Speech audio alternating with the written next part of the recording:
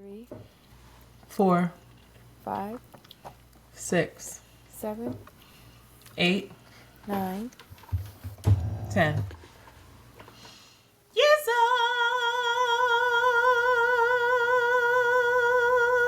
Hey, girl, hey. Hi, how are you doing, Shanti? Your energy is... I've had better days. Okay. You know? I've had better days. I think I'm premenstrual, and I just feel You like are, because I'm I just got my drowning. period. Okay. Yeah, I just got mine, so I know you are. Yeah, I feel very overwhelmed. I feel like the parenting is exhausting me, and I feel like it's just a very unfair amount of worry and logistics and care and attention that is demanded of me that I just do not have the capacity for, what to speak of every other part of my life right now. So I feel,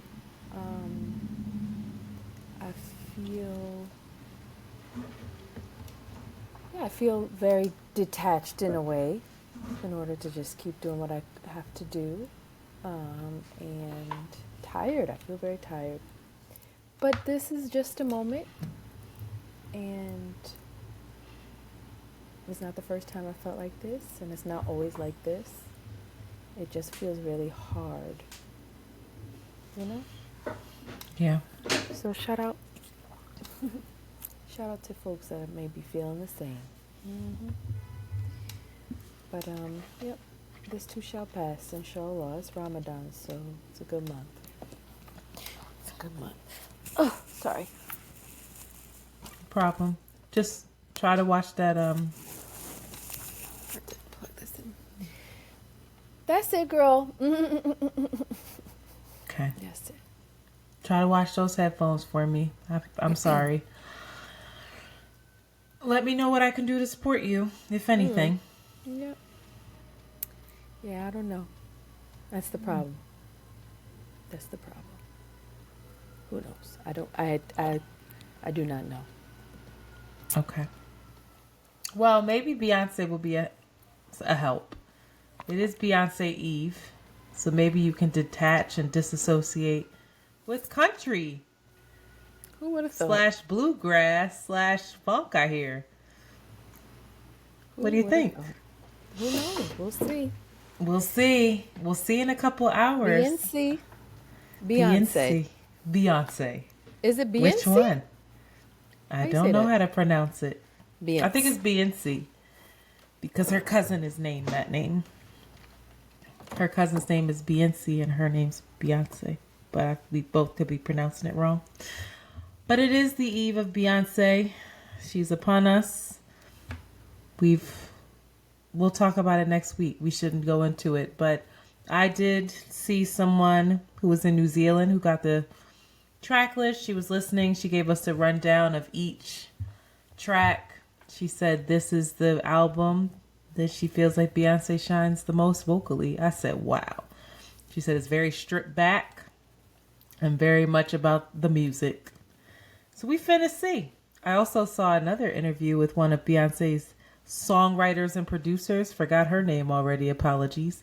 And she said that she did 16 carriages before she did anything for Renaissance. And Beyonce, and originally this album was supposed to come out before Renaissance. But because of the state of the world, Beyonce was like, you know what? These people need Renaissance first. Shelve all this other shit. Renaissance it is.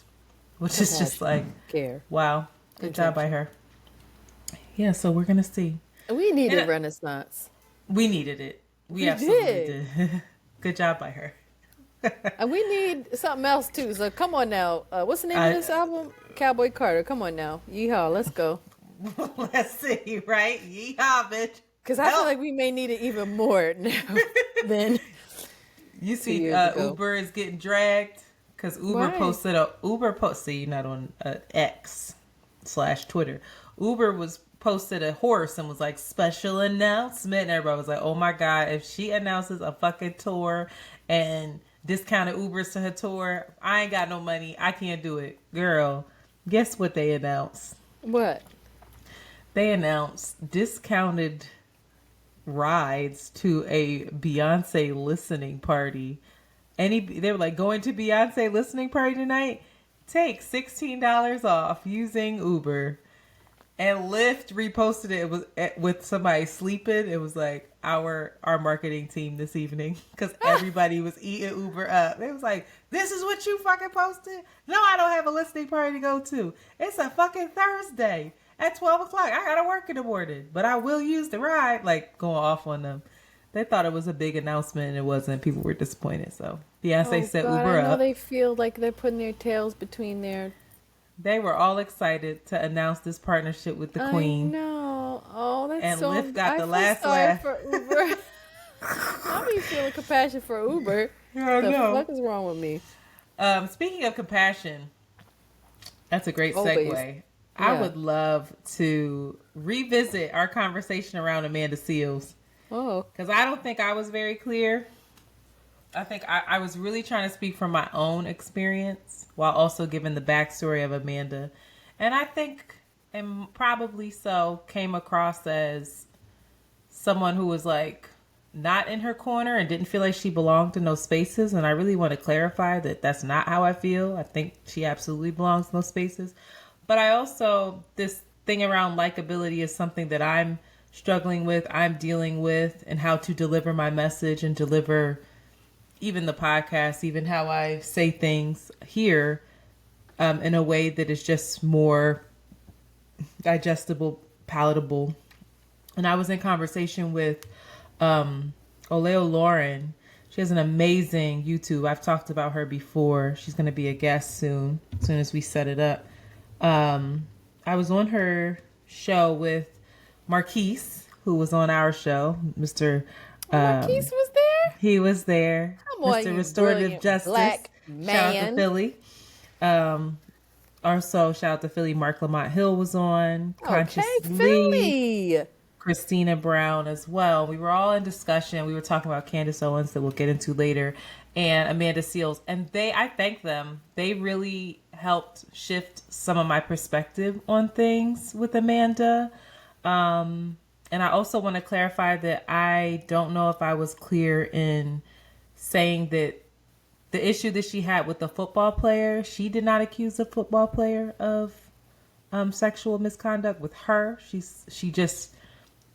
She rather said on her platform that X amount of women hit her up in the DM and said that they had experienced something strange with him and to be on the lookout for him, which a lot of people have different thoughts on how she handled that. But I just wanted to clarify that because I saw people saying that I said that she said that he did something to her. And if I did, that was absolutely... No, you didn't say that.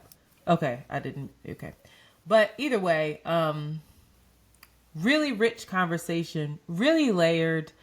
And I am so happy to see that Amanda's taking it in stride. She took herself on vacation looking great. And she actually apologized. And I thought that it was a beautiful, beautiful apology.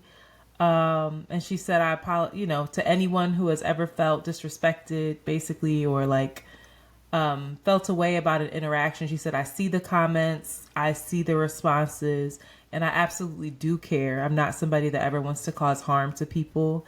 And with that said, I see people saying that they've had an interaction with Amanda and it's been less than pleasant or whatever the case is. And she says she is someone who is still developing when it comes to her approach and her tone and her softness, that she admits that she is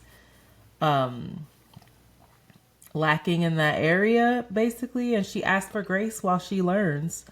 And she asked... Justice. Come on, community. You. It was beautiful. Come on, community. And everybody's learning from everybody. And she goes back and she asked the community to hold her up while also calling her in. I saw the Essence wrote her and said, we hear you, sis. We want to do better. Let's talk, which was beautiful on their end. Hopefully they mean it. So I just think that's just a lesson. I don't think that she should be dragged. I don't think. I mean, we talked about it, and I don't want to, I don't think that's relitigate what it. you insinuated Yeah, either. I hope that that's not how it came across. But for No, you didn't say anything. my own learnings, and how I can be so convicted in things that, yeah, it's hard to deliver. It's hard to deliver a message in a way that everybody's gonna like it. Period. And if there's a collective saying that we hate it, I guess it's worth us to explore why. And some people you gotta leave behind. So shout out to Amanda. She's doing the work. She's brilliant. And I'm really happy for her. And I hope things shift for her in a really positive way. And that I hope people are as loud in their gratitude and I think their acknowledgement of her apology as they were in their frustration, because I'm not seeing a lot of people talk about that.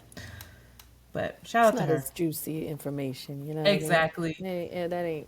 Bro, nobody Well, want to we hear all of posted that. it. We posted it and applauded her. So shout out to her. Oh, Lord have I mercy. also just really quickly want to point people. I got my IUD in, and it was awful. I cannot lie. I cannot say anything else, but it was awful. I was told that I would feel a lot of pressure and that I would be uncomfortable and to take an ibuprofen. And this is my second one. And I swear I don't remember it feeling like this. I remember it hurting, but not lingering as long as it did this time. I screamed and I cried on the table. Sorry.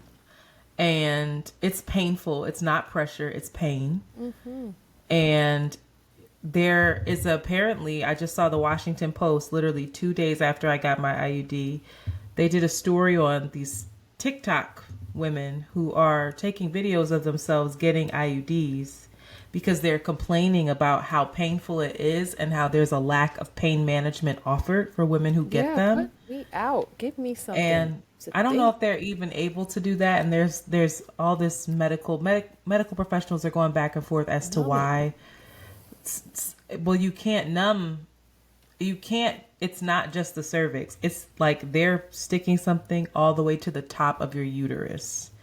And so for you to be awake laying there like that, they're also clenching onto the outside of your cervix so it doesn't move. And I am unfortunately shot back on the table, and I have to go back in like 6 weeks to make sure that the IUD is in the right place because I moved so far back. So anyway, I say all this to say Thursday we have a wonderful gynecologist on, Black woman gynecologist. Shout out to Dr. Sharis Chambers, who's going to walk us through all things, whether you're an adolescent, whether you're in your 20s, whether you're in your 30s, your 40s, your menopausal, to ask your gynecologist and to speak about with your gynecologist. But I just thought this was really timely. People should check it out. The article in the Washington Post is called IUD Placement Can Be Painful. These women use their phones to record it, by Lindsay Beaver. And Can yeah, be they painful.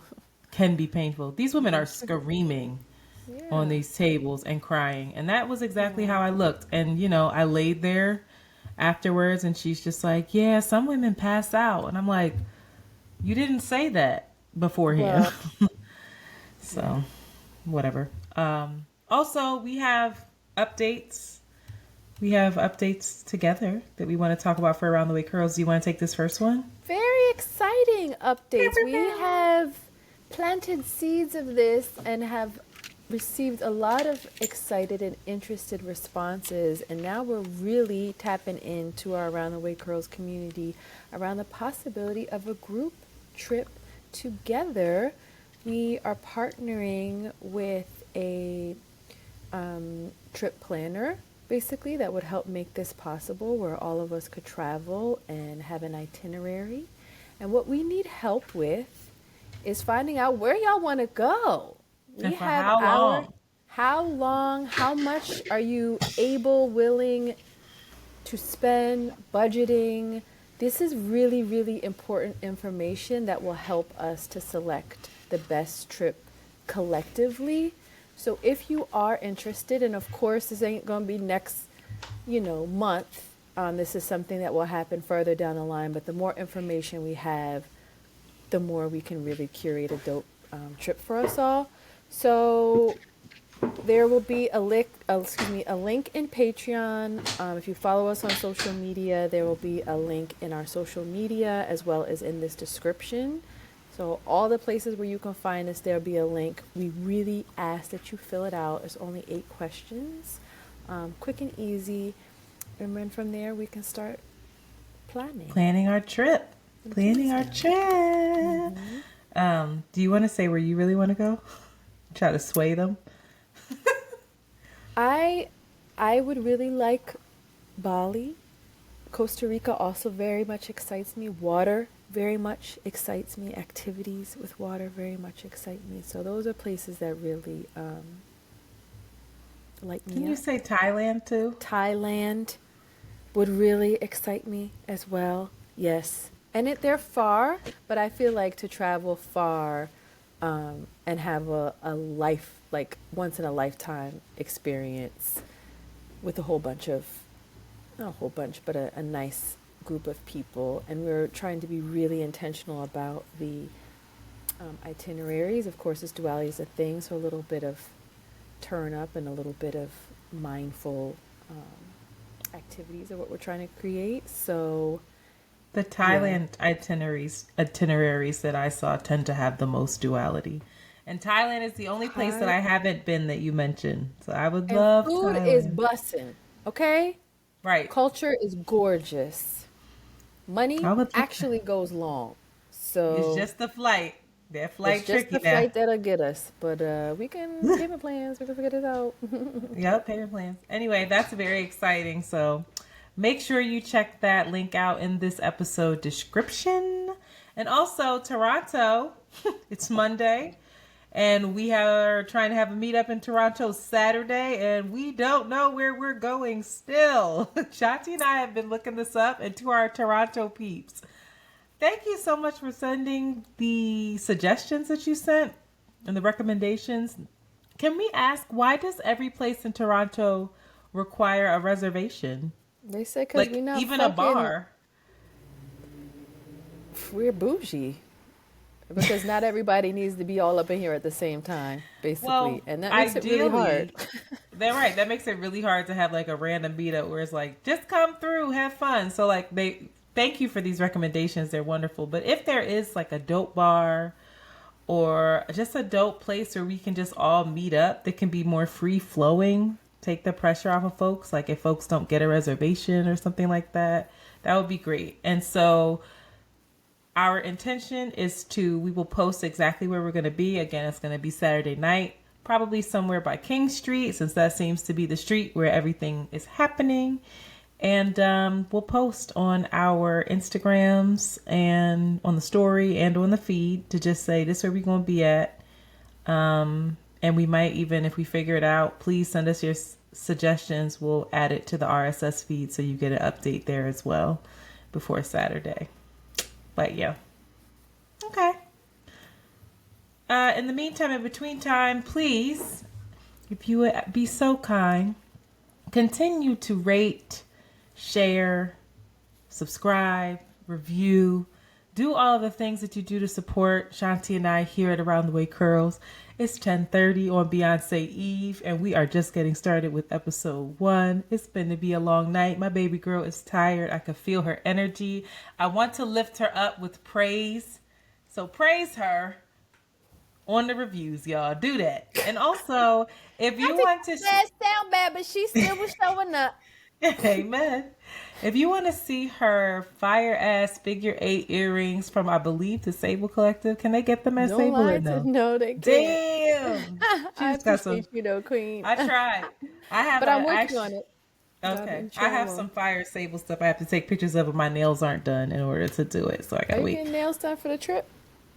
No, I'm getting them done this weekend because I got a birthday party to go to and I can't look raggedy. It's the first outing with Bae. We're making our big appearance. Like, we're somewhere together, everybody. What's going on? You got your outfit together? We digress. No, I'm finna look a mess. Finna look a A messed up. mouse. I know you heard it. Why you can't Finna let me look a live? mouse. That Shout too. out to all the patrons who have decided to make that pledge, to make that change, and help us. Shout out to Callie, Cheryl, Jillian, Voyo, Tracy, Oh, Distracted, Remo, Alyssa, Verenice, Verenice.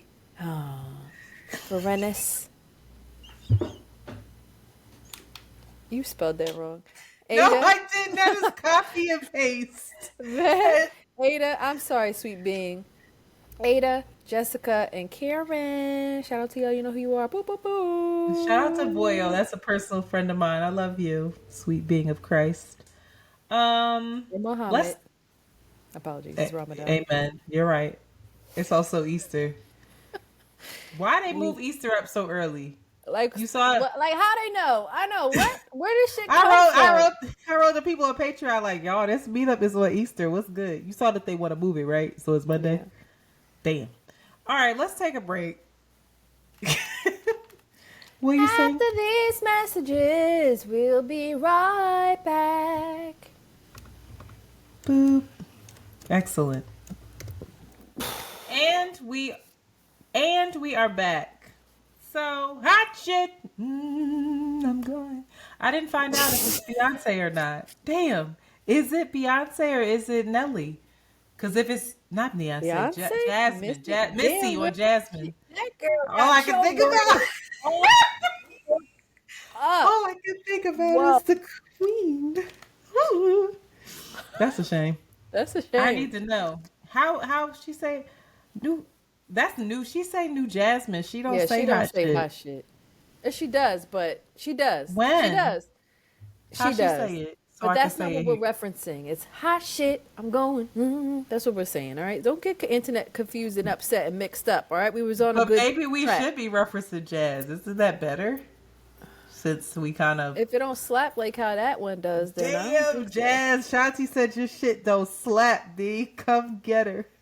That's not what I said. You started a lot of fights, didn't you? Oh please, Jasmine. You and Jasmine are fucking twins. Y'all are so annoying. Same humans. All right. Speaking of jazz, she's going back out on the road. The girl is back out. She's going to be Yes. with Maxwell in Yes. October, London, and I just can't wait for What a this show. throwback. Do you know October, London? No, I was about to say who that? Who? He what just season did of a- what is that? Shut up. He just did a whole album produced by Snoop that was like in what's the word? An homage to Don't. The way I was so embarrassed last week, I don't think I've recovered yet. Stop. Anyway, to Marvin Gaye, and he sounds just like him. It's scary, and Does I don't he? know how he's not getting sued. Yeah, it's actually kind of strange and weird. But he sounds good. Where He he can sing. from? I don't know. But I'm really proud of Jasmine for getting back out on the road. Obviously, last year was a horrific year for her. And I love that she's going to be back out with Maxwell, who's the first person to bring her out on the road. So it's so perfect. And Mama Pam trusted Maxwell with her. And this is just the right way to ease back into things. So make sure you check that out. This is for the adults. This is for the grown and sexy. I can't wait to go. You I think see a Maxwell would September like me? 25th date. Absolutely. Are you kidding me? If you want Maxwell, you could easily. I told you could get Lenny Kravitz, bitch. You could easily get Maxwell. Don't play with me. I feel like Maxwell is actually higher echelon than Lenny. And Lenny would be like, get out of here. I don't like white women now. Anyway, tricky. Let's keep going, Antoinette. We're on a roll. I love it. Let's not digress distracted with side commentary. She was really ready to dig into that. She was really upset at first. Because I'm and then like, she that's was not like, true. Because it's not true. Maxwell, I do believe would date you.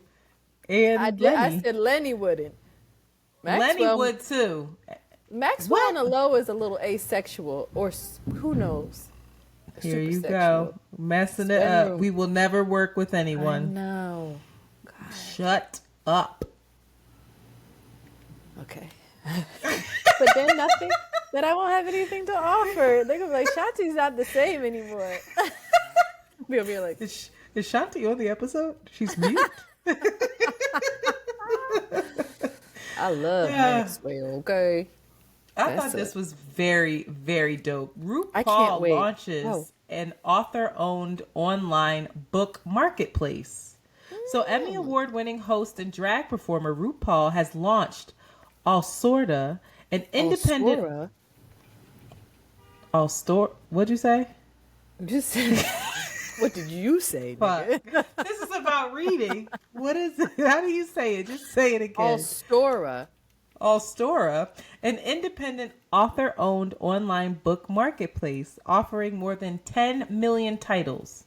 Per a release, the company plans to challenge the e-commerce status quo by introducing a new model of splitting its profits with the authors, in turn doubling their income on the sale of a book. That's where we so about dope. To drop our book at.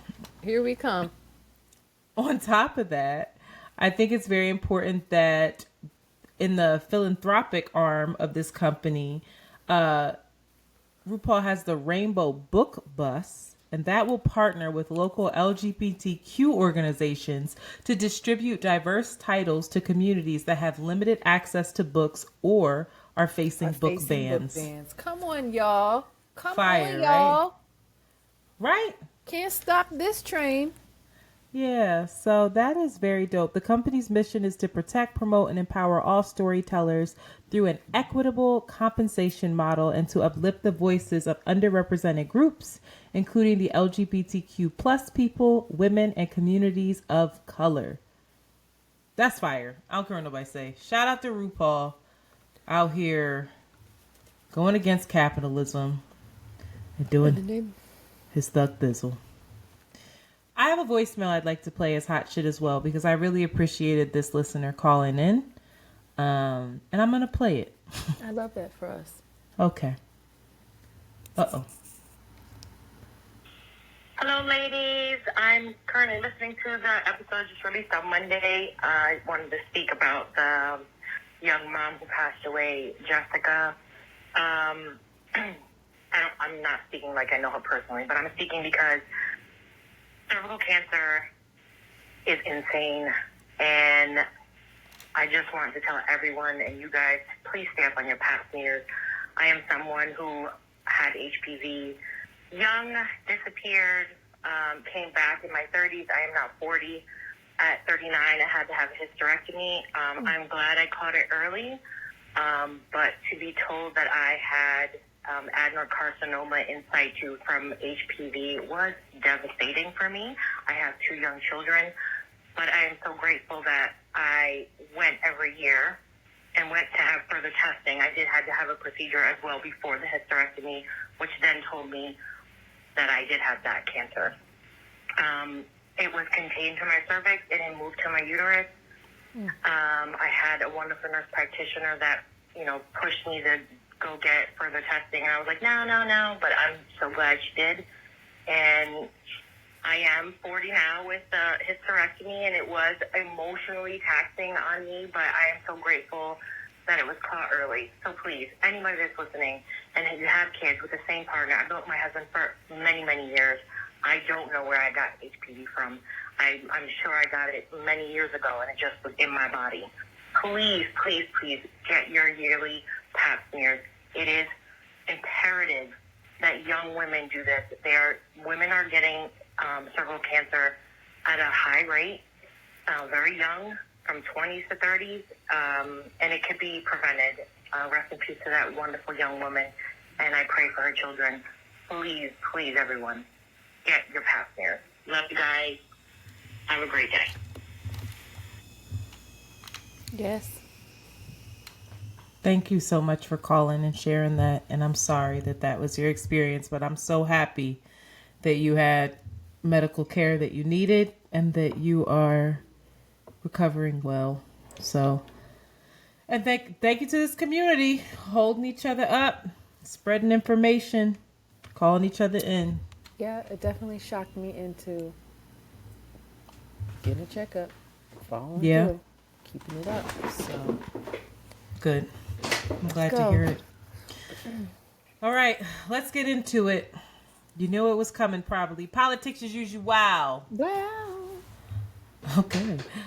Candace Owens and black media, y'all. All right, a couple things. Everybody's talking about this. This was another topic that I talked about on Olay and Friends.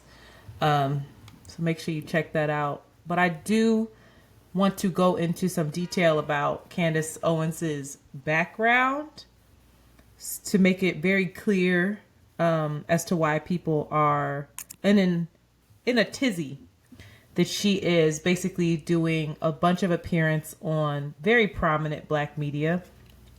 She was on the Joe Budden show. She was on the Joe Budden show? Yeah, behind the paywall though, so I didn't watch it. It was behind the paywall. Wow. Well, she had an interview with Joe Budden. I don't think anybody else was on there. And she also has been on The Breakfast Club as of recent. A lot of people are talking about that interview with Charlamagne, DJ Envy, and Jessica. Just hilarious. We'll get into it. But first, some people, shockingly, especially on Twitter and on social media, are like to say, you know, a broke clock is right twice a day, yada, yada, yada. They are aligning themselves to Candace Owens based off of the fact that she was seemingly fired from the Daily Wire, of which Ben Shapiro, who is an American lawyer, a columnist, author, and very conservative political commentator, founded. And she was apparently fired, let go from there for condemning Israel's genocide against the Palestinians in Gaza and for being considered anti-Semitic. Background.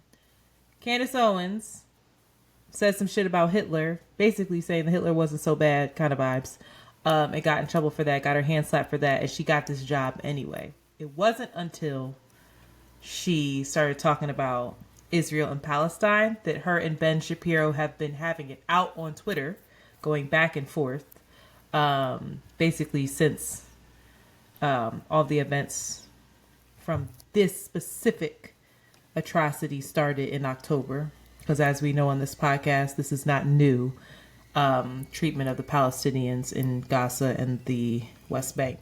So, Candace Owens is ousted. Even the Anti-Defamation League came after her. And when they come after you, you know they ain't playing with you. So let's talk about who Candace Owens is. Candace Owens today is the face of black conservatism. Okay? But Candace Owens of yesteryear was born in White Plains, New York, grew up in Stamford, Connecticut. She was raised with her siblings by her grandparents after her parents' divorce. Now, Candace Owens in high school, this is important information. She was 17 years old at a high school in Connecticut when she received voicemails totaling 2 minutes from a group of white male classmates that were voicemails that were horrible. Racist voicemails, threatening voicemails, calling her the N-word, saying they're going to hang her, likening her to Rosa Parks, and yada, yada, yada, just going crazy. The reason why this was such a big deal was because one of the people on the voicemails was the Democratic governor's son. It was the mayor then, but then it was a future Democratic governor son. And long story short, she ended up speaking about these voicemails in class the next day. The teacher reported it. The superintendent of schools listened to it, and it became this huge news story. Owens' family sued the Stanford Board of Education in federal court, and they received a settlement, $37,500 in 2008. Now, she feels that the NAACP used her and her story to benefit from it, and now pushes the narrative that they did this because they needed to prove that America is racist. Because if America is not racist, then why does the NAACP need to be here, need to even be established. She also says that the NAACP made money off of this, off of touting her in front of everybody, and that they are basically one of the most racist, harmful institutions to date in America now. Others say that the NAACP was instrumental in her and her family even getting the settlement. But she says that this was the turning point when she turned into a conservative. Now, I've listened to her say that, which is very interesting. She's quoted as saying, rather, the NAACP is one of the worst groups for Black people. Now, this is important because this was in 2008 when she got this settlement, but she was still seemingly a liberal in 2015. Let's go into that. Owens, in 2015, after dropping out of college her junior year because of an issue with her student loan, which is funny that she's not here for student loan forgiveness now, she became the CEO of an online publication, Degree 180. Degree 180 frequently mocked and aimed to take down then candidate Trump, who she's now cozied up to. Many will say that it's a full-blown liberal, or that it was rather a full-blown liberal blog, but that doesn't really seem to be the case. Candace Owens was in charge of Degree 180's blog, and it ranged in topics. Most of them were liberal leaning, but occasionally there were some conservative voices on the blog.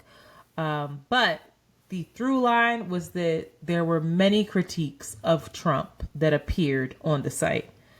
Owens authored much of the content, but her writing was not entirely politically focused. We'll be honest about that.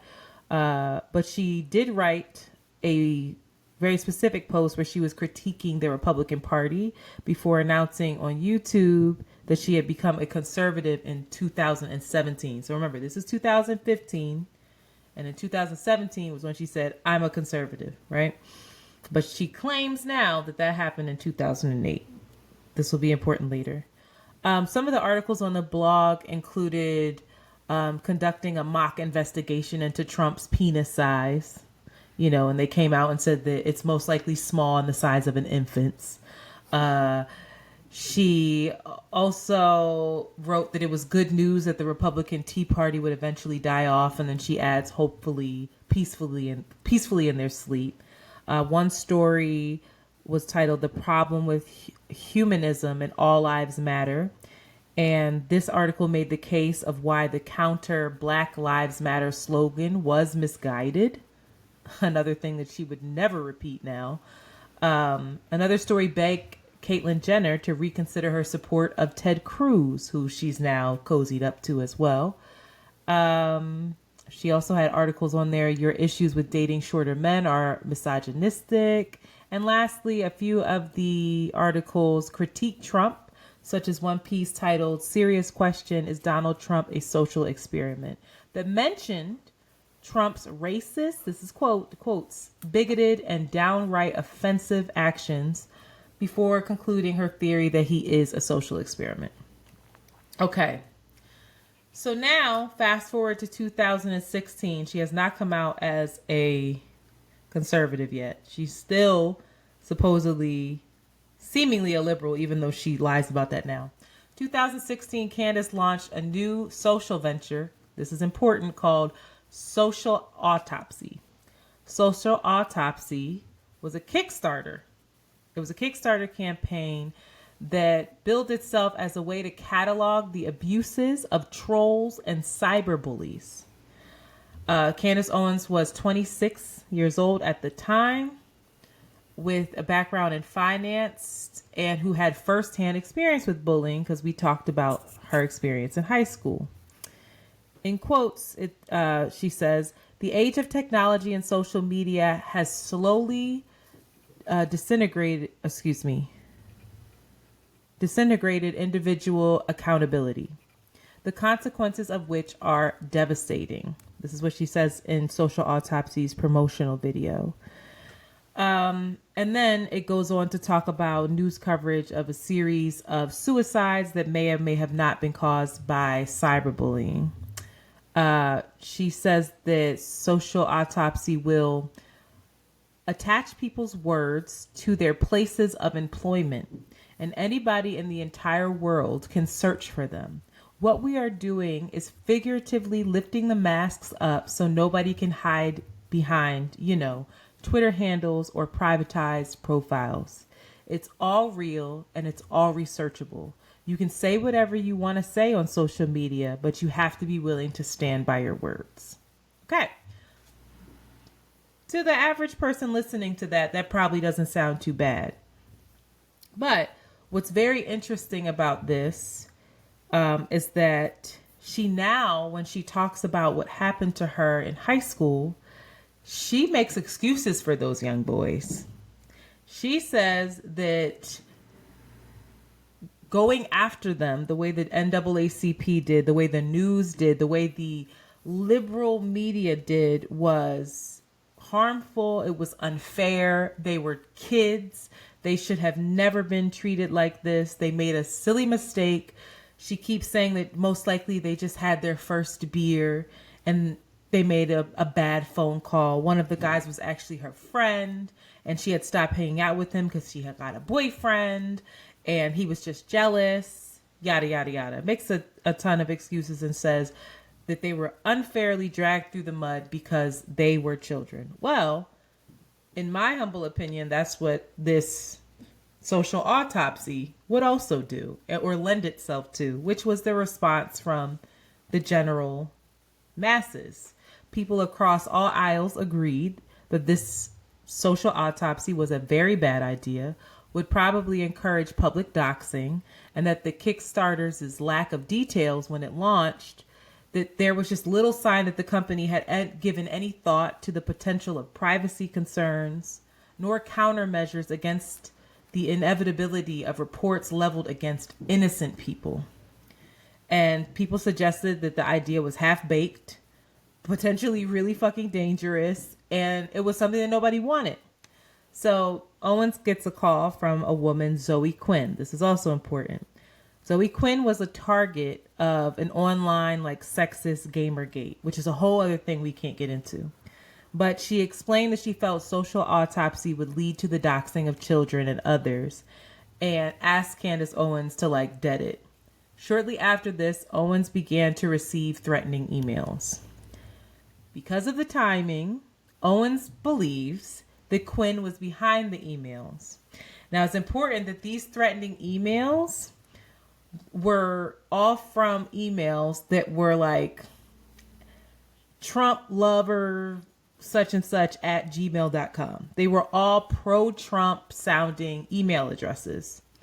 And without any proof, Candace Owens determined that the emails did not come from any actual Trump supporter, that they were instead coming from Zoe Quinn and her cronies and the leftist movement. And she was backed actually by Breitbart, which was Breitbart, we've all heard of that, I hope. Breitbart is Steve Bannon's very, very right-wing conservative publication. And they supported her theories that the emails came from liberals posing as Trump supporters. And this is when Candace Owens did the 180 spin. And as she says, I became a conservative overnight. I give you all that backstory because when she recalls it now, she blames it on the NAACP and the liberal media, and how liberal media, she realized they play on Black and brown people's emotions. And Black and brown people are swayed by liberal media, and liberal media is only out to harm them. This is what turned her into a conservative. Many other people are like, sis, you turned into a conservative because Breitbart Media was the only publication that was supporting you during this time. They backed your crazy ass claim with your Kickstarter, and you were pissed off that the company that you wanted to see flourish went kaput and nobody invested in it, and Kickstarter took it down as a result of the public outcry against it. So you aligned over there because that was where you had support. And are you following me? Mm-hmm. Okay. So now she says, I became a conservative overnight. I realized that liberals were actually the racists. This is a quote. Liberals are actually the trolls. Social autopsy is, and she even said social autopsy is why I'm a conservative, but she'll never say that again. So now here's Candace Owens that's her backstory. Now she's on all these fucking black publications and she's going around and doing all these shows. So Candace Owens, now the Candace Owens that we know, that we've heard of, I just want to run back and remind our audience of some of the things that she's fucking said. Now that after she made that liberal to conservative switch overnight. When asked if she feels if we need to care about the environment by Joe Rogan, she laughed and said, not even a little bit, downplayed science and said, it's not real. Climate change is not real. During a hearing with the U.S. Congress, she was brought in by Republicans. She claimed that white nationalism was not a threat. On YouTube, she said there are only 60,000 Klansmen in our nation and asked people to get serious and if we really want her to process that as a legitimate fear. This was after that KKK rally. 6,000, that's what I said, right? 6,000. She also said the NRA was started as a civil rights organization to train Black Americans to arm themselves and defend themselves against the KKK. As factually incorrect. The NRA was started in 1871 by the Union Army officers as a training clubs for marksmanship. Owens has also said the rise of white supremacist violence is not real and made up by the media, and that police brutality is not a real concern and should not be a real concern in the Black community. She said that Breonna Taylor's no-knock search warrant was handled, quote, perfectly by police, and even made a documentary that made the case that George Floyd died due to drug use, not to suffocation, at the hands of Derek Chauvin. She's also went in on George Floyd of how we should not be making him into a martyr because he was a terrorist to the Black community and a horrible man. She says Juneteenth is ghetto and made up. She also called Fani Willis a ghetto superstar. She likes to use this ghetto term a lot, very triggering. She says and still says that the Central Park Five committed the crimes that they were exonerated by or exonerated for with DNA proof. And the guy who actually did it confessed, and his DNA proved that he was the real rapist. She said she's never been a slave, so racism doesn't exist. She has a PragerU. If you remember what PragerU is that goddamn YouTube channel. Remember when we had that Frederick Douglass guy on and he was rewriting history? Remember when I played that? Anyway, it's a bunch of propaganda where they basically are retelling history from a lens that is not real. It's half-truths. She got on a PragerU video where she explains slavery. She condemns Black Americans for constantly talking about slavery and acting like we did not enslave ourselves on the continent. She also solely focuses on the fact that slavery was not created by white people and that they are actually the first people to get rid of slavery and should be honored as such.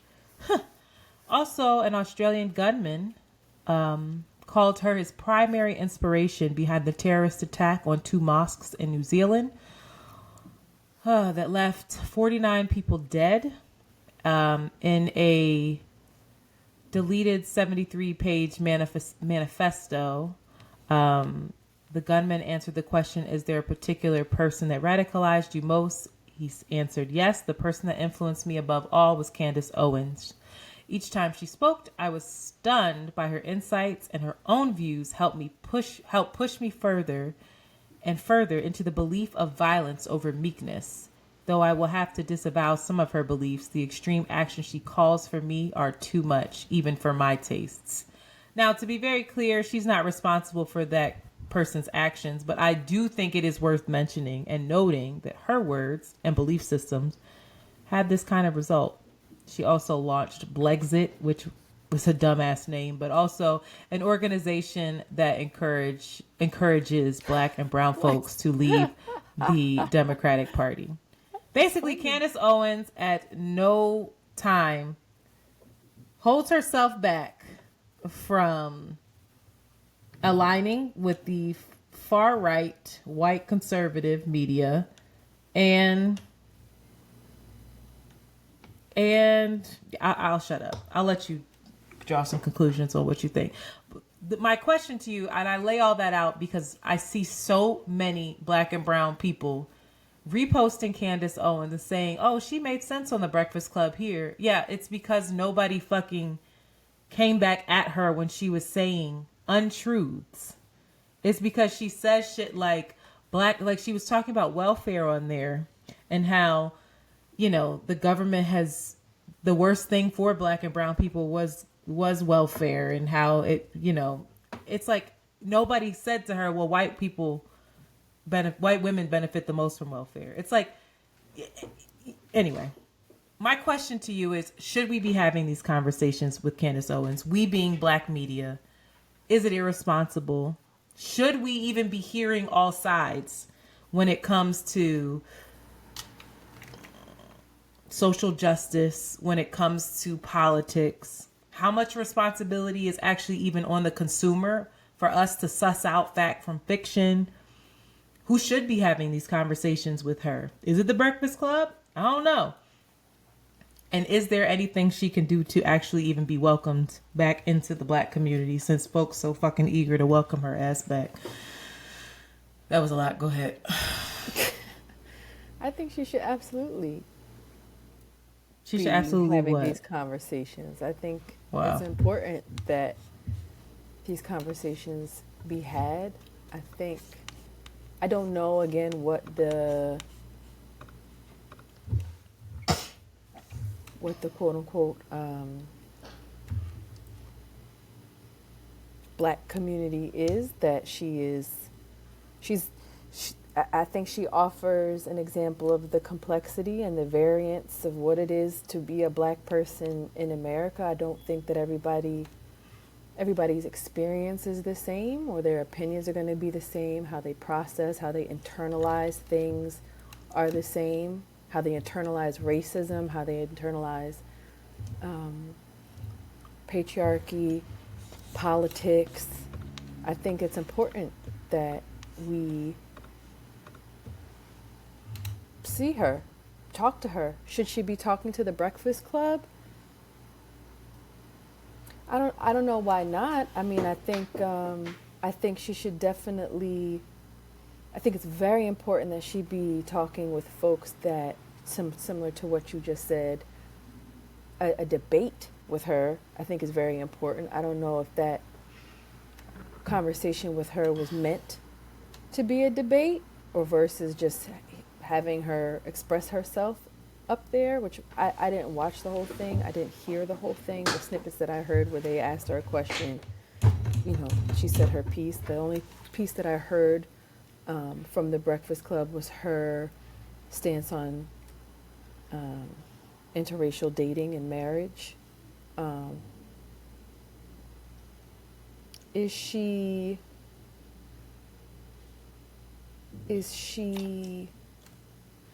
dangerous?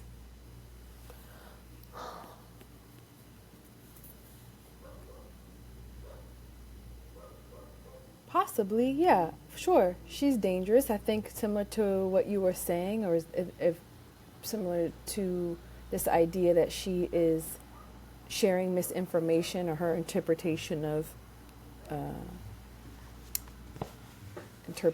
things, and without the facts, she is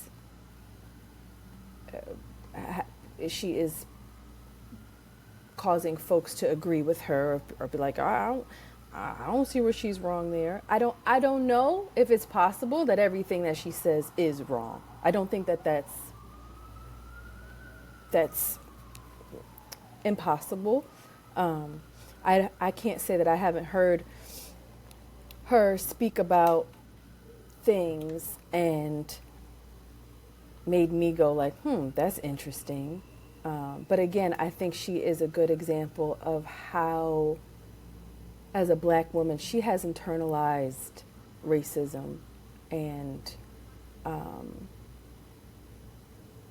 and the possibility of her being a black Republican is not, it's not a sin. Like, it's possible. Black people can be Republicans. Black people can be self-hating. Black people can be complicated. Black people can be problematic. Black people can be dangerous. Black women can be those things. I don't know if her blackness or her womanhood somehow makes that an impossibility for us, or that it's any more whoa, that's it, sure. And a lot of people do agree with her, and I think we are seeing with how many black men support Trump, it's being black doesn't make you all of a sudden, doesn't change how you internalize racism, how you interpret the black condition in America and why it is the way it is, especially if you don't have historical facts, especially if you're not interested in that, especially if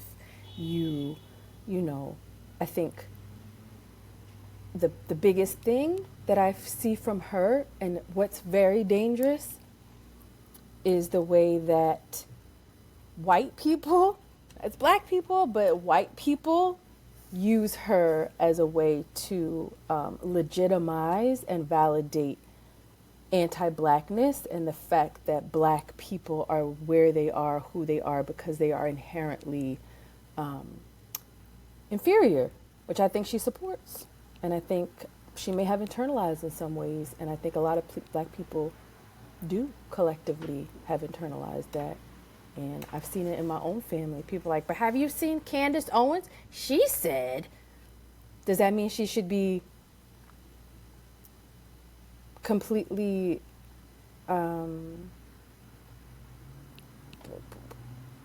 what's the word? Silenced? No,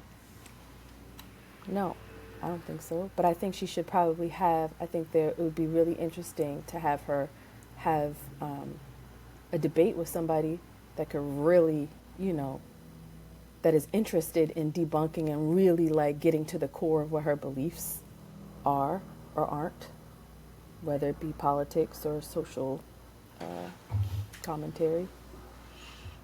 Yeah, I push back on a lot of what you said, or maybe add to it.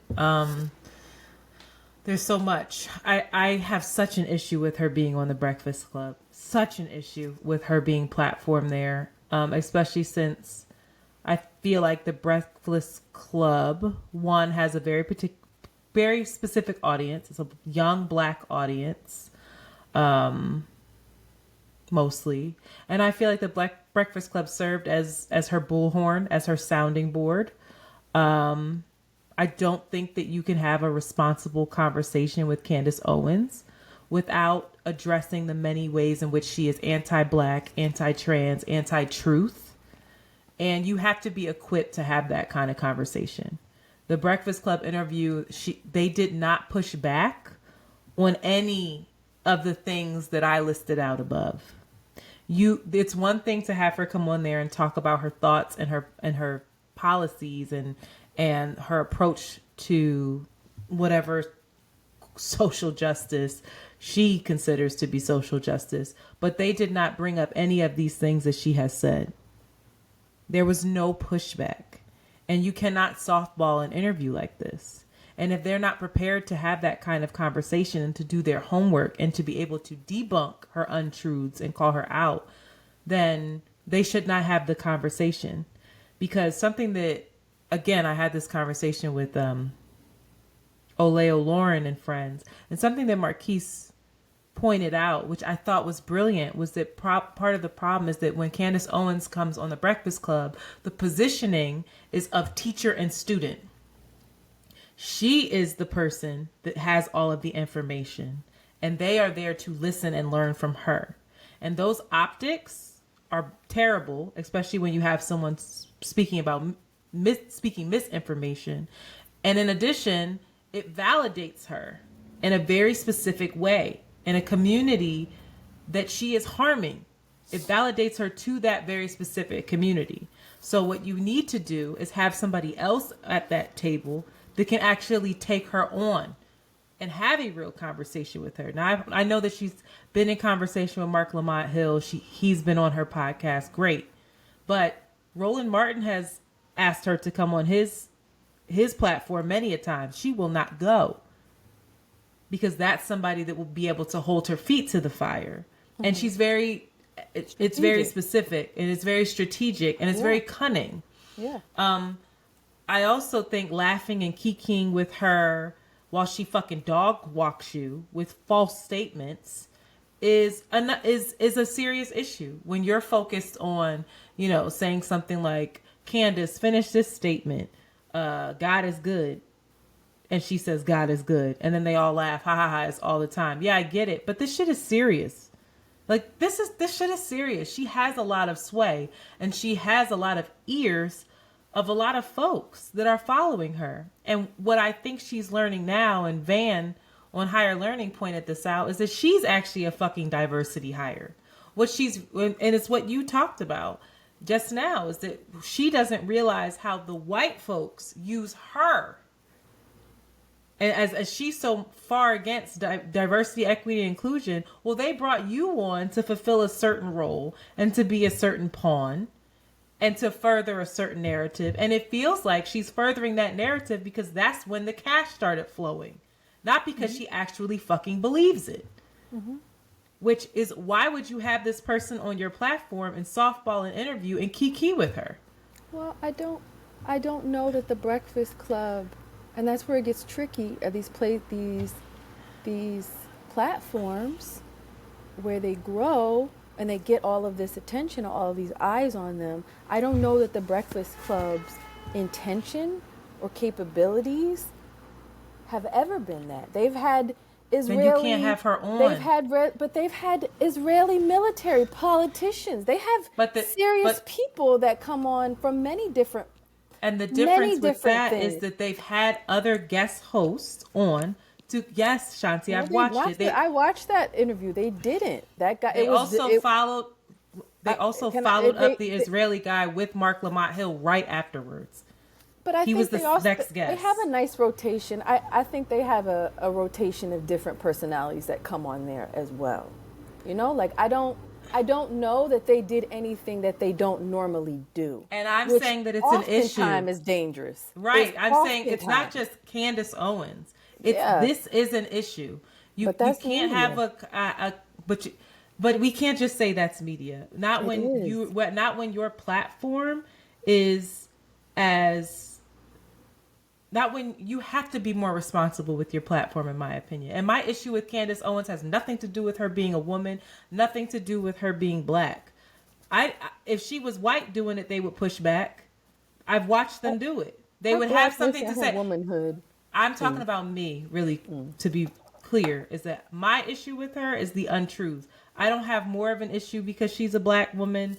I don't expect nothing from the lady. But what I'm saying is, if they would have brought a white person on there, which is wild to me, they would have said, Breonna Taylor, basically she got what she got because the police did everything right. And George Floyd, why are we even speaking about George Floyd? George Floyd was a horrible person. He was a terrorist to the community, and Derek Chauvin didn't kill him. Derek Chauvin, she says, did everything wrong, but he is not responsible for his death. And it's like, that's medically not proven. It's not provocative. Words mean things. It's a lie. It's medically proven that he died the way that he died, not from drugs. So it's a lie to say that. And to say that is to use that argument is to somehow undercut a whole social movement that was created based off of that man. And it's strategic and it's wrong. It is. It's wrong. And she uses these untruths, and that's like us having somebody come on who's anti-trans, and we just let them be anti-trans without pushing back at all. It's irresponsible, and we would never do it.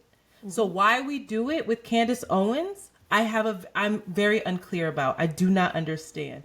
And another thing that Olay, which I don't know if I agree with, but it was a very interesting observation that she made, was that we liberals are the only fucking people that bring on the other side and highlight them and position them and platform them to talk about their shit, because we want to be all like, she was like, for the most part, conservatives bring on folks that they know are not as smart and are not as cunning and are not as prepared as them. The only person that I've seen them really bring on to go toe to toe with them, to name a few, is like a Gavin Newsom or a Mark Lamont Hill, but that is very, very rare. And it's just something to consider. It's like, if you want to play in the sandbox with this lady, you have to be prepared. I'm not saying silence her, but you have to be ready. You have to have fact checkers. You have to have people. And Charlemagne wants to position himself as somebody who wants to be taken seriously in this political space. But he has been he's been bringing on Nikki Haley, who was saying things that was inaccurate, that people weren't pushing back on. It's just like, what are you doing right now? And I say all this because it's dangerous right now, because the right wing shift in Black America is happening. And something that we don't talk about is that Black America is a lot more fucking conservative and way back in the Stone Ages than we actually want to admit, because of patriarchy and because of LGBTQIA rights that they will not acknowledge. You can be anti-trans, internalized anti-blackness that Black people have to deal with it themselves as well. That we all but we're not talking about it. That's the thing. It still has to be pointed out if you're going to be in these kind of conversations. That's all that I'm saying. And the last thing I'm gonna say is that this year, Trump has more Black votes than any other Republican since the 1960s. So while we're platforming Candace Owens and saying we need to hear all sides and we need to hear what she has to say, and she's provocative and some of her stuff is right, she is dangerous, she lies, and if you cannot call her out, then shut the fuck up and don't have her on her platform. That's on your platform. That's my stance. All I'm saying is that the Breakfast Club, radio, media, news are not interested in that. They're not interested in the implications of the information that's being shared. We all see that, and I see to your point, and I hear you, and I think all it news is really is that. important, huh? I don't know if all news is that, but go ahead. The New York Times said that the New York Times is just now retracting what they said about the raping and what happened with children in Gaza. The New York Times, yes, they're retracting it. So what are you saying? Because they knew, there's evidence that they knew that it wasn't true when it first came out. The person that they allowed write that article wasn't even a vetted journalist. There was no fact checking. It was sensational. It was, who knows what the motive and what the period. Who knows what the motive of putting that out there was? But the consequence of it was great, was tremendous. And my point is, I think that we should collectively, and what you're saying, and I'm not in any way in disagreeing with you, I think there should be folks should be enraged. Folks should say this isn't for play. Folks should say there's great consequence to this, and that all these folks that have these platforms need to wake up to how they could possibly be being pawned or the ratings, because we're all talking about it right now. So whatever they did is very, very effective. Candace Owens wasn't in the news, especially with Black folks, the way that she is since she's gone on this on the Breakfast Club. She was in it with Joe Budden too. It's insidious to what you're saying. It's strategic, and it's. I think that's the bottom line. It's strategic, And you're right, these folks have to be accountable because the consequences are great, and the misinformation is fucking us all up. It's fucking us up. It's fucking us up. Yeah, I'm not in any way. It's very upsetting to me. Yeah. It's very upsetting when I see black folks kikiing with her like she ain't said half the shit and they haven't addressed it. I'm like, what? And you know what? And I try to give grace to a Charlemagne and Envy, and especially a Jess Hilarious, who I do not often agree with a lot of the stuff that she says and does based off of her trans comments, but she's a fucking comedian. This is the work of journalists, like you said. These are works of journalists. This is the work of people that are politically involved, historically, educated. It's not to have her on as entertainment is the problem. If you're going to be entertainment, that's cool. But you cannot do that because that's dangerous. She's not a fucking entertainer.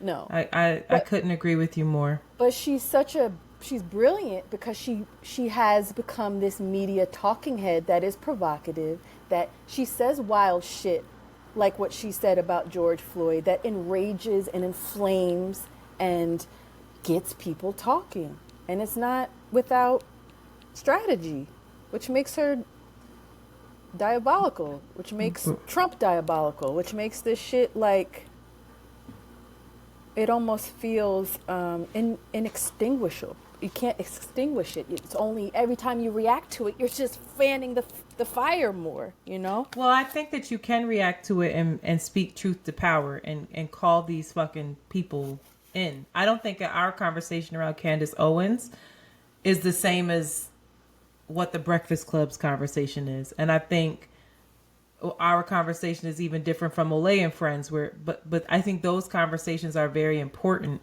And it's important for folks with platforms like ours to speak truth to power and to be like, I think it's important that you understand who this person is that you're getting behind. And the consequence of it. And the consequences. Because she hasn't had to address any of this. And how. Anyhow. Candace. Yeah, we agree. We're just saying it different. I feel you. I understand. I do think it's so interesting, this idea of, because I don't know if I agree with it.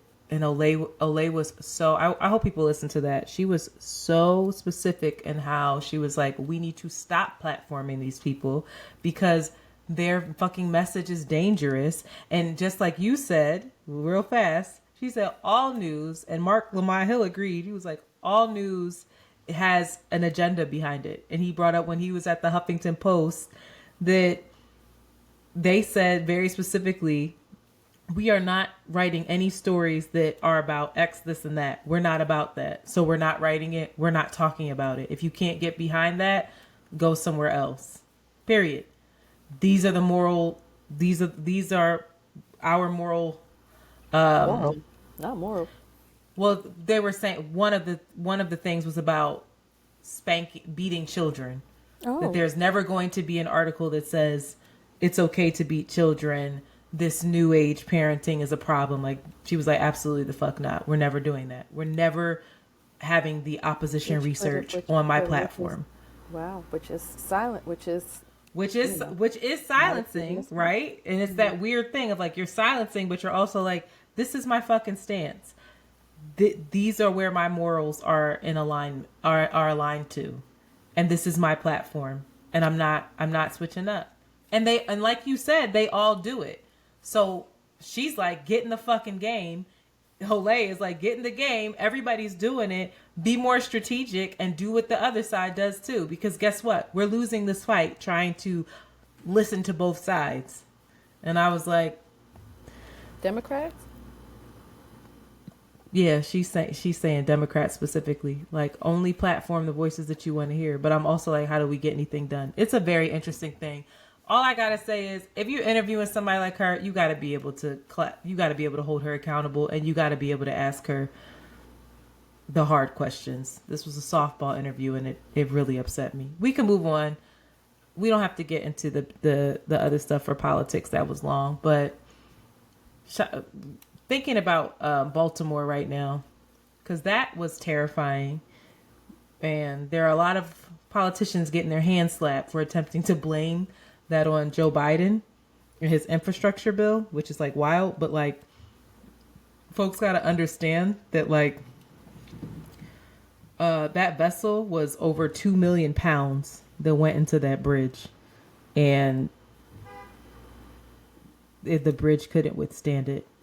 And the main thing is like people were talking about that so quick, and there were still people missing, and still It's are like, people missing. It's that's like never take a beat. supposed to happen. This bridge has been standing for years with thousands of cars going back and forth, back and forth, back and forth. There were folks on there fixing the bridge that passed away, fixing potholes. Like, you think it's a bridge of steel? It's just, to your point, it's a fucking object hitting one of its man-made. stability points. It's straight physics, dog. Like, what? Yeah, They it said it is was a missing a. They said it was missing a something as well. the bridge. Yeah, it was missing like a. But still, like, It was completed in the 19. It's like you're hitting the weakest link of something. What do you expect? Like, that was. Yeah, I think a lot of people are saying like the bridge was built in the 1970s. It's just highlighting how it's fear. It's fear. It's highlighting how a lot of our infrastructure here is old. It needs to be redone. It's true, which is why people are dissecting the infrastructure bill, because they're saying that a lot of it really was about the Green New Deal and global warming and not the infrastructure bill. But global warming has an impact on infrastructure. It's like it's a cyclical thing that they're not reading into. But there is one Republican from Utah who blamed diversity, equity, inclusion, which seems to be the new N-word. That's what the conservatives are using. If you're a DE&I hire, then you're the N-word. Anyway, that was terrifying. I never seen anything like that. That felt like it was out of a movie, and that's just so sad. And they have to figure out how to get the bridge out of that water. Like, there's so much involved with that, and I just feel for that community because that's just terrifying. Also, we can't discuss RFK Jr. This dude is stealing the votes, baby. Running the independent. He ain't the independent that I think we wanted, though. So look at RFK Jr. Maybe he is. I don't know. COVID backlash. He's saying the COVID is not real. He's the protest vote, but he protests institutions, but in a crazy ass way. Oh, one more thing that I wanted to say that I don't want to forget. I do want to caution Black and brown folks from aligning, and this is another thing that I saw, aligning with Candace Owens because of her distrust of government, her distrust of media, and her distrust of medicine. Those are all things that Black and brown people can identify with. Rightfully so. And rightfully so. But she weaponizes that to push an anti-Black agenda and anti-Blackness. And it's wild. So I just want to say that, like, you got to read between the lines with people like her who are cunning like her and make sure that, you know, their anti-establishment is not actually anti-Black. Tricky. But what if she just really believes that stuff? What if she's... Anyway, I don't want to talk about her anymore. My point in going through her whole history was to try to disprove that she actually believes that stuff.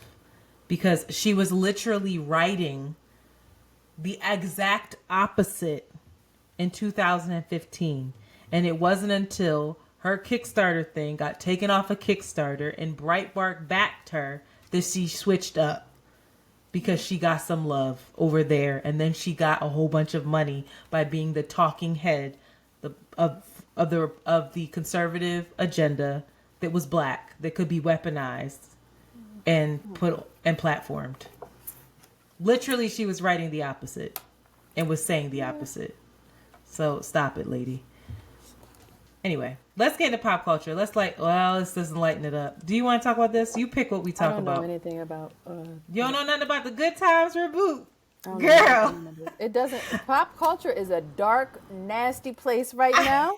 If you There is not. Beyonce is trying to save us all. Beyonce, come and get she's us. 1 degree separation. She about 2 degrees separation from all this on the low as well. So No, don't say that. Yo, they keep saying that they're gonna get Jay, and let me tell you something. The day that Jay is dragged through the street, his name is dragged through the media the way Puff's is, I think I might cry. And I'm not saying that I wouldn't support victims. It would just be a deeply painful thing for me. I'd be like, proof is in the pudding, baby girl. What you talking about? What is proof is in the pudding? What proof do you have of Jay-Z doing anything or being affiliated? He did a tour with R. Kelly. Knowingly. Did he do a tour with R. Kelly or did that end? He's cut it out because the allegations came out. But that nigga knew what was going on. He knew Aaliyah. He was trying to get with Aaliyah. No. Oh, okay. We both agree that Jay-Z, everybody knew what was going on with R and what was going on with Puff. My question is, do you think that he was somehow engaged in all of this kind of behavior? With Puff Daddy's kind of stuff? Yes. No, I think... you want to hear my theory? I don't want to. No, I don't know. I'm never gonna. No, Antoinette, I won't ruin you. But I definitely have a theory, girlfriend. Jay-Z has power stuff as well. Jay-Z, it likes power as well. Of course Jay-Z likes power. Uh-huh. And so did Diddy. But I think there are ways of expressing and wielding that power. Let's get into Diddy. There's no Diddy. Let's get into Diddy then. Take us through. Do you want to take us through Diddy? I've been talking. Take us through Diddy. Recently, as we know, the music mogul's home in Los Angeles and Miami were searched by federal agents with Homeland Security investigators and other law enforcement security regarding allegations of sex trafficking, sexual assault, and the solicitation and distribution of illegal narcotics and firearms. Not the security of our homeland. That's too much. That's too much. For real, that's too much. That's serious. He, as we know, was sued by Cassie, her government name being Cassandra Ventura. That was settled in one day. Following that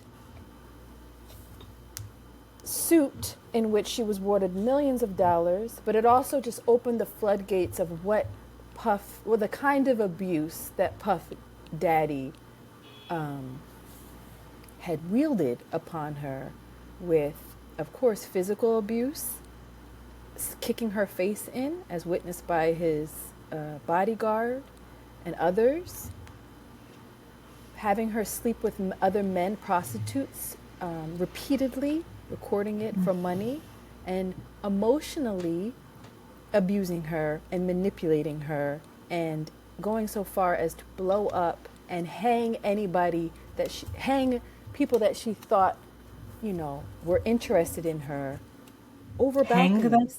Yeah, he was accused of hanging Wale over a balcony and blow up someone's car, not the human. Blew up someone's. Oh, I'm sorry. Kid Cudi's. He might have though. We never know. But Stop, allegedly.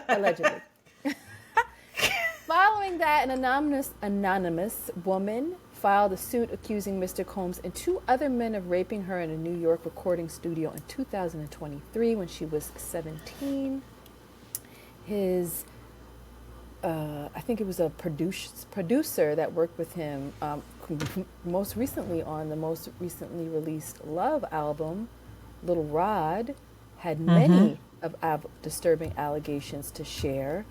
And Little Rod leaked other men's names in the industry in which he was molested and harassed by.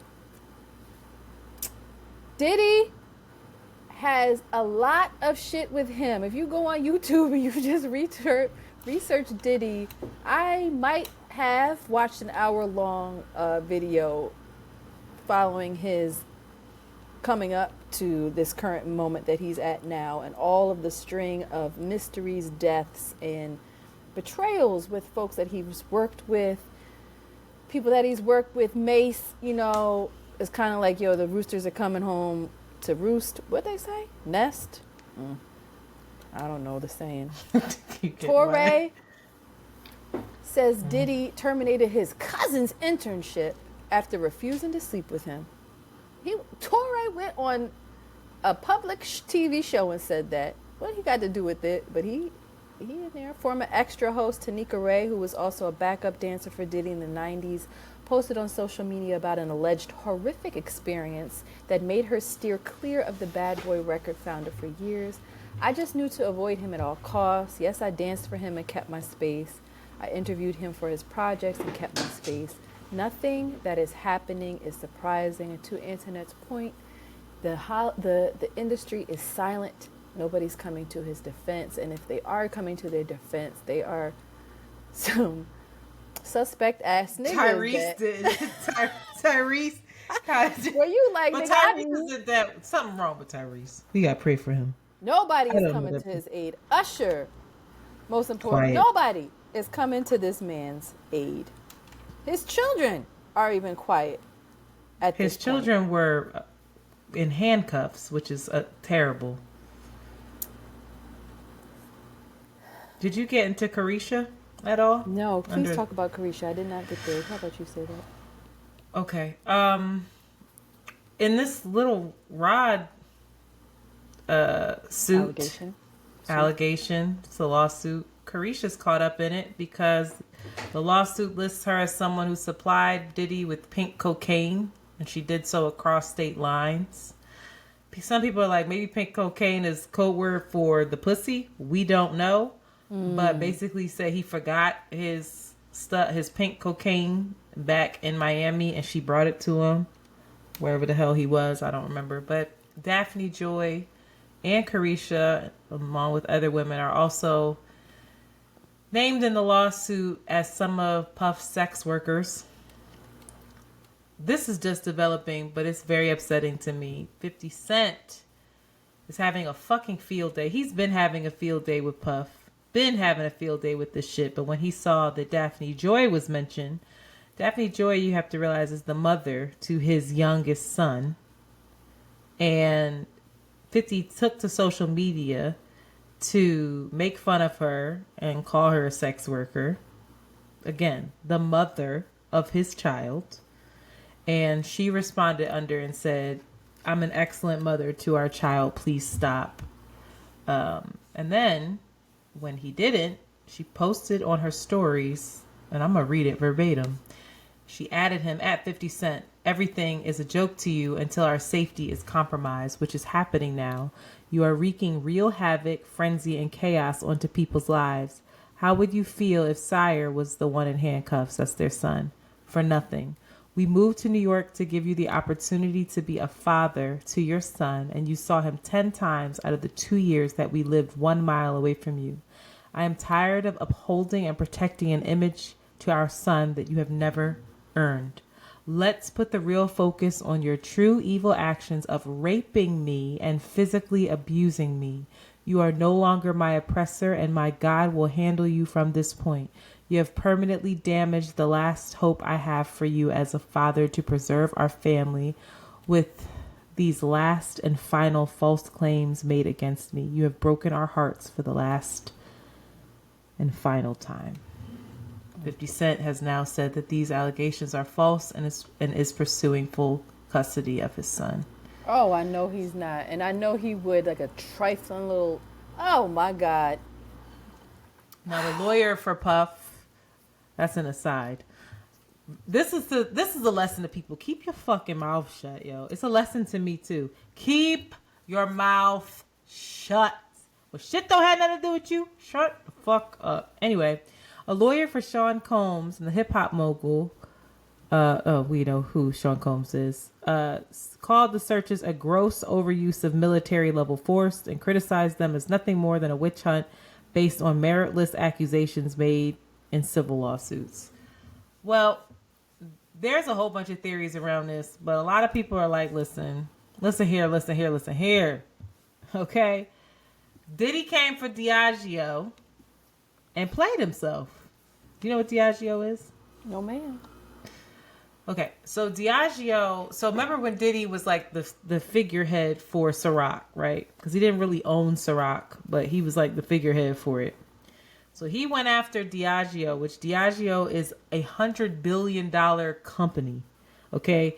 Diageo owns Johnny Walker, Guinness, Captain Morgan, Smirnoff, Bailey's, Ciroc, Crown Royal, Don Julio, to name a few. Okay. He went after them, blasted them publicly, and Diageo paid him $60 million annually. Before that, and around $1 billion total over the last 17 years of him and his like liquor kind of partnership with them. And people are like, going after a company that big when you've been living and acting a fool the way you've been living is child's play and foolish. And this is why this shit is coming out. You just can't do it. Other people are like, nah, they raided that house to get, or those homes rather, to get the incriminating evidence that would oust and out a lot of the very rich and famous and wealthy of Hollywood, of entertainment, of politics, of the A-list community, and they ain't having it. They not about to watch all of their shit crumble. Right. That's what a lot of people are saying. And then some people are like, he's the fall guy. He ain't the mastermind behind all this sex trafficking and all this other stuff. No. There's another person that just showed, I forget, another producer who just showed a text from Puff saying that, you know, Puff wrote him and was like, oh, I'm going to pay you X amount of dollars for these tracks or whatever. Also, I got access to some girls that could show you a good time in Miami, wink. It's just like, this is the energy that this dude was on. He thought he was invincible. Other people are like, he was fucking with Warner Brothers too. All of the rich and powerful ganged up and said, sacrifice him. He ain't really a part of this club. Who knows? Either way, when you're doing the kind of foolishness that he's accused of doing, that many believe him to be guilty of, including I think us, go down. I don't feel sorry for him. Because he ain't taking accountability or ownership. No. But some people are positioning him to be the victim here and to say that he's the fall guy. And there's nothing more that the black community likes than to watch a black man go down, yada, yada, yada. And I'm like, y'all gotta stop with this. Black shit makes us exempt from being monsters, from being harmful, from being dangerous. Why protect him? For what? Because he's a black billionaire? Get the fuck out of here. What would Russell you say? Simmons. Oh, go ahead. I was going to ask you, what would you say to somebody who's like, what the hell happened to Puff? Like, what would make him, is he just diabolical? Well, the theory is that he was abused. By Andre Harrell, by all of them. But the you know, the murmurings are that is the practice, that is the culture, that is how power and access is the transactions for power and access. It's got to be another way. Like, there's no other way. Like, God damn it, for real? Like, what do you mean? We got to sex traffic people and get you on tape to have that kind of power and money? I don't know, girl. What? That's just Hollywood. That's just Hollywood, baby girl. God girl, go into Russell Simmons' ass. Russell Simmons was given his papers as well. I didn't know about this, but Terry Crews in 2017, he actually went on Club Shay Shay and talked about him being roped and him basically having someone make sexual advances in exchange for a role, you know, insinuating like, you do this, I do this. That big, y'all. Lord of mercy. Anyway, Terry Crews accused in the past of Russell Simmons as being a empathizer, and basically was like, yo, get that man a pass. Like, stop bitching about it. Don't say nothing. This is just like, you know, man up and do what you got to do. Wait, explain that again. I didn't understand what you just said. Terry Crews went. He was inappropriately touched by his agent Adam Bennett. Yeah, I know that. And Russell Simmons basically was like, "Give Bennett a pass. Like, don't share that this happened." Like, he's an empathizer with the assaulter. Assaulter? Is that the word? Anyhow, on Monday, it was revealed that he was finally served in Bali with papers related to a defamation lawsuit filed by famed and acclaimed writer Drew Dixon. She said that she was sexually assaulted and raped at the hands of Simmons. She mentioned this in 2017. I'm not sure of when the actual crime happened, but that's when she made it public. He, was denied everything, defamed her, but she's finally trying to seek this in a court and was sent papers via New York State Supreme Court in Bali. This nigga was sitting there doing his thing and knock, knock, knock. On his resort. So they had to make reservations in order to even get access to him. They really wanted to serve him. They said he looked at the papers and was like, "Oh, fuck." Who said that, Shanti? Who is they? That's what they said in this in the article that I read here. I don't have it here, but that's what it says. Someone said, he said, "Oh, fuck." I always want to know the they with you. They said, fuck. Like, who quoted him saying that? Listen. Puff Daddy, Russell Simmons. I just cannot get over how demonic it is that Puff Daddy called himself love. That Russell Simmons had the nerve to take his limber motherfucking old ass, cross his leg, and meditate and try to get us to have clear mind, open heart type of meditative lifestyles. What kind of psychosis and you have to be psychotic. That has to be like a clinical. Like, shut up. Why don't you just be a demon and, like, on the low? Why would you have to go? Is it to cover that up? Is it part of the denial that you have to be in? That's what I was saying. I would love to have a, clinical psychologist or someone on here who could make that make sense to me. To us, to the world. Like, walk me through that process. Walk me through that type of person. Walk me through this illness that they have. To position themselves in that way. And the craziest part is that they don't shut up. They don't just fade to black. You have all the money in the world. Russell Simmons, you don't need to post ever again. You could literally just disappear, but you can't. It's very interesting. And I don't want to do TikTok psychoanalysis on it and say what we think it is, because everybody just going to say he's a narcissist, because that's everybody's favorite fucking word. But a lot of people were talking about, Puff Daddy and his relationship to Kim. Puff Daddy and him getting Biggie and Tupac killed. Anyway, he's a bad man. That's all I know. And you said Carisha was getting exactly what she needed in that relationship. I would have gotten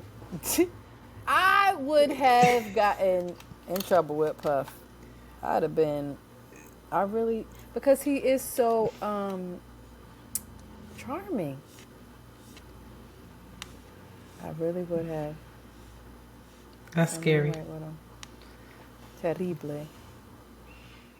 We're going to see. I really don't know what else to say about this besides sorry to these victims. And there's so many that are not coming forward. There's so many who have their stories that they won't say anything. It's so sad. But I have to talk about this. This new Good Times reboot has sparked so much controversy, yo. So much. You haven't listened to it at all. You haven't watched it. You haven't listened to it. I have no idea what you're talking. Yeah, no, I haven't. I didn't want to have to do this, but looks like we're gonna have to have a clip. Monty, cue it up, baby. This I'm not gonna say that. I'm just gonna. What episode is this? Let me go to the drive. I just want you to listen to it. You really need to watch it, but is it aired? Or it's coming out? No, it's coming out, and that's a part of the conversation. It hasn't even come out yet, and everybody's like, nope, who the fuck thought this was a good idea? It's very interesting. There's a lot of people pushing back on that. But let's play it now. Let's play it. I have important news. Let me guess. The state called and they want to cut you a disability check for your face. Hold up.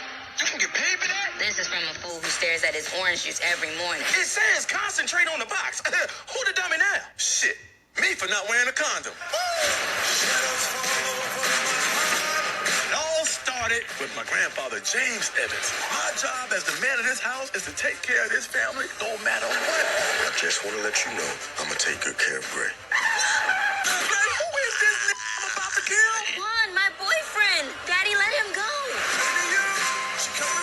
Junior's repeating the 10th grade for the 3rd time. Is there anything you can suggest to help him get to the drive-thru? Can you do OnlyFans? Take off your shoes. Let me see what kind of feet you working with. I'll take you to the dark side. Dear Black Heavenly Father, College Redeemer, if you could just help us. Son, it's for you. New phone. Who this? At least they ain't got that drug dealing baby under my roof no more. Man, my mouth ready for some milk right now. Dalvin, why are you so breast obsessed? It's childish, man. Bruh, I'm a baby. I can't get no more childish than that. In a nocturnal state of mind. Your neighborhood is a real shithole. It's the system. They put the guns and drugs on the streets. This is getting dangerous.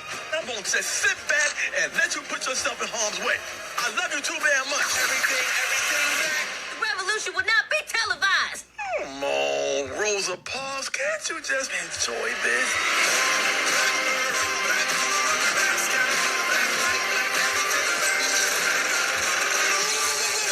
We're just as good as the Evans of old. Isn't that just dynamite? But the truth is, we're the Evans of new.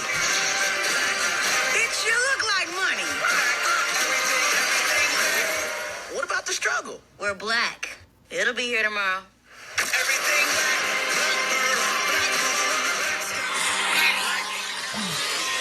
I think that we're in an Atlanta episode. I think that we are actually, none of this is real. Wait. And this is all a strange Atlanta episode. Wait, Monty, you don't need to play all of that. Just play enough. Just play enough, because that's way too long. We'll keep it in for patrons. They get the extra scoop, but go ahead, Shanti. Yeah, that's the most absurd, subversive, strange. That was so weird. Let me read to you. Good Times returns to Apartment 17C, an animated reboot that pushes boundaries. Good Times is coming to Netflix April 12th. It's also executive produced by Stephen Curry and Seth MacFarlane. Obviously, we know who that is. That's what's his face? What did he do? We know. Oh God, he does this kind of like comedy. Yeah. But I want to say what it is. Seth MacFarlane. He did Ted, Family Guy. Right. Yeah. American Dad. Okay. Bang, bang, bang. All right, back to this. It's a spiritual sequel of sorts to the No, they did right there. Is that real? It's a spiritual sequel of sorts. This is not real. This is absurd. To the live-action original, centering on the 4th generation of the Evans family living in apartment 17C of a Chicago housing project. Lear, who produced the groundbreaking sitcoms The Jefferson, Maude, Sanford and Son, and All in the Family, made pivotal contributions behind the scenes of the new series and will also make a cameo appearance in the 8th episode. This was his final role because he died at the age of 101 in December last year. But this animated reboot, produced in partnership with Sony Pictures Television Studios, will drop the laugh track and deal with modern day issues, retaining the feeling of the original Good Times. It's about a black family that comes together, laughs together, and survives the system of South Side of Chicago. What you'll get from that is a lot of social commentary, a lot of pushing the boundaries, a lot of feel-good television, but also a lot of things that may be in the vein of The Simpsons, South Park, and Family Guy, when you're looking back 10 years later, you'll be like, they said that on Good Times? Oh my gosh. They dropped this on Twitter. Twitter went ablaze. You get rid of Southside about black people in Chicago. Let me finish. And you put this up. I feel like this cannot be real. It's very real. So Miss Snacks, Henrietta Snacks on Instagram said, hard pass. The essence of Good Times was a solid family working hard to make their lives better in the system of inequality. Nobody needs Bebe's kids mixed with a hood rat mom, badass kids, and a fat sloppy dad. Very interesting commentary there, because that's all the tropes. It's very interesting to see how we react to those tropes. The real Zarp says, as a black American, I can only speak for myself. This looks like dog crap. What on earth did I just watch? Good Times was about a strong black American family making it through. What I just watched was a minstrel show filled with a bunch of negative black stereotypes. Now, Ole Lauren, my homegirl, very interesting, said, I really wish we'd resist the urge to collectively shit on black media the first chance we get. Come back to the screen. Hey, come back to the mic. Like, at least, Shanti, come back. I am. I don't have nothing to say. I'm listening She to stepped you. back, y'all. I'm listening to what you're saying. Like, at least actually watch the show and give it a chance first. Too little of our shows get greenlit and too many get canceled for us to attack them right out the gate. So, my question to you is it fair to judge the show before the first episode drops? Should we hold our criticism to support black television, black shows? Because the question is, do networks understand the why behind why we do not support certain shows? Do they understand that? Or do they only pay attention to the fact that we are not supporting the show? And does our lack of support further push the narrative that there isn't an audience for black shows? Go. That was not, first of all, it was not funny. I did not laugh. I did not smirk. There was not a character that was interesting. The editing, it was weird. Like, is it a action series? Like, what was that I was watching? What was the issue that they were facing besides just being black and in the projects? Like, what? It did not look good. Period. The fact that they put Good Times, which is a complete juxtaposition, it's like, what, are you trying to be artsy and fun? Like, this is the modern times. If Good Times was in 2024, this is what it would be. That's a question. If the setting is 2024 in a project, in a housing project in Chicago, would those characters realistically reflect? Would they be the same characters? That's just, why would y'all? Why? Possible. Yes, I would think they could be the same characters. They don't just automatically morph into those stereotypes. Absolutely not. Yeah, I think people are trying to liken it to the Boondocks, and I'm like, have y'all seen the Boondocks? Listen, the episode has not come out. There is something to be said. Maybe the trailer's bad, right? Maybe the trailer's awful. What I saw in that trailer does not make me want to watch this. Who is writing for it? Executive producer. Television show. They put. I do think it's Sorry, go ahead. Lear, do you know who that is? He's a god in the he's not writing it. He was an executive producer, but I ran off the things that he produced. He did the Jefferson, Sanford and Son, All in the Family. So, yes. So he was a part of this. I do think that it's an interesting question, because you talk about this all the time around our talking about black art, right? And you're one of these people that's like, we can say when black art is bad, y'all. And I tend to agree. I think it's very compelling that people are saying, but you have to be responsible with how you talk about it and where you talk about it, because these studio execs are not taking the time to listen to us to understand why we don't like it. It's not that there's not an audience for it. It's that this black art is trash. And so I'm like, well, I hear that, but then does that mean that we have to settle for the trash and not say this is trash? No, like, but also, do we know if it's trash? I don't want it to be as bad as it appears. I really don't. South Side off of HBO and put this isn't HBO. This is Netflix. But the brilliant minds, right? Like Seth MacFarlane didn't have. Why did he? Because it's animation. I don't know. Stephen Curry. Stephen, what? I love you. What's his name? Steph Curry. Who is Steph Curry? Is he a basketball player?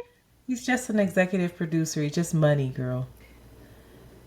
But I feel like money, people, there should be taste. There should be intention. There should be, like intelligence behind it, and not just throwing money at it. Just because Steph got thrown money at her, these people throw money at it, doesn't automatically give it the like, oh, this is gonna be good. It's gonna be great. Like, no, I agree. I have no interest in watching that first episode, and if I end up with, I don't know any of these sayings that people say. If I end up salty about it, then cool. I hope I am. But nothing about that was intriguing, was insightful. Nothing was funny. And Seth MacFarlane cracks me up. I love his shows. I love them. I love The Simpsons. I love Family Guy. That wasn't even funny. I think it's jarring to see it with black folks too, because it's like there is a different kind of sensitivity there. Yeah, JB Smooth. It's a bunch of people. What's her name? Marcia. Yeah. Why would you do that? Anyway, that's what we got to realize. Black people, we don't be like it. Black people, we haven't seen it. Let's hope that it's not what we think it is. I ain't watching it. You let me know, Queen. I'm not watching it either, but I'll. Not unless somebody tells me, no, you should check it out. It's really good. Check it out. But I don't know. I want to know what y'all think. Did y'all watch that clip? Call in. Wow, that not was much crazy. good. Remember last episode? I was like, I'm gonna start looking at good news, cause your homegirl. Shout out to you. Know who you are. Sent me something that I want to tell the folks about now. She sent me nicenews.com. It is 12 o'clock. Yo, all I was about to say was nicenews.com is a great place to see the. No, I was going to tell you that it's Beyonce's. Beyonce is the album is out. We gotta go. All right, y'all. Thank y'all so much for being with us this evening. Maybe we'll be in a better mood because Beyonce. Is it on your thing yet? Oh my God. Where is it? Oh my, it's here. Oh my God. All right. Come on. It's here. Where does it go though? It's on Spotify? Cause that's all I got. It's on Spotify, bitch. Yeah.